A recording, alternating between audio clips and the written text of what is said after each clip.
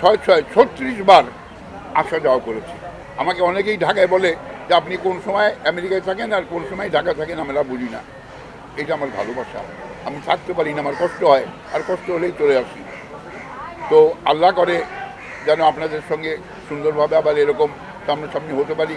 ইচ্ছা আছে আগামীতে ফিরে এসে আবার শিল্পী সমিতির জন্য যদি কোনো কাজ করতে পারি, তারা যদি মনে করে আমাকে যে হ্যাঁ আমরা শরীফ ভাইকে দিয়ে আবার আমাদের শিল্পী সমিতির কাজকাম করাবো, হয়তো আমি সে সেবাটিও করতে প্রস্তুত আছি। আপনাদের সবাইকে যারা আজকে এসছেন এখানে, শিল্পী, কলাকুশলী, আমার সাংবাদিক ভাইয়েরা, সকলকে আমার আন্তরিক শুভেচ্ছা, ভালোবাসা। আমি আপনাদের কাছে দোয়া চাইব, কারণ আমি প্রবাসী হয়ে গেছি।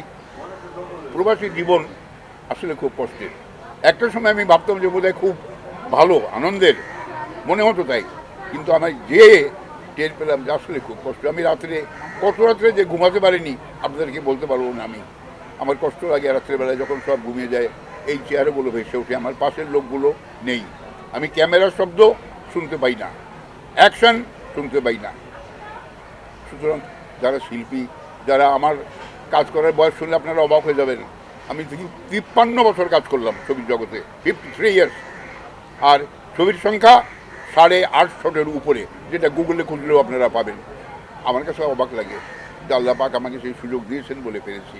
সালমান শাহ একটি আলাদা রত্ন, ডায়মন্ড। আমি খুব সত্যি কথা বলছি, ডায়মন্ড খুব কম হয় এরকম, যে আসলো, দেখলো, জয় করলো। এবং আমার হাত ধরে সব থেকে প্রশ্নটার জন্য খুশি হয়েছি যে প্রথম ছবিতে আমার সঙ্গে কাজ করেছে সলমান এবং মৌসুমী, আমার সঙ্গে কাজ করেছে। কাজ করে আমি প্রথমেই বুঝতে পেরেছি যে এই ছেলেটি নিশ্চয়ই চমক লাগাবে। এবং ঠিক আমার কথা যদি মিথ্যে না হয়, আপনারা জানেন সবাই যে সালমান কিভাবে এত কুইক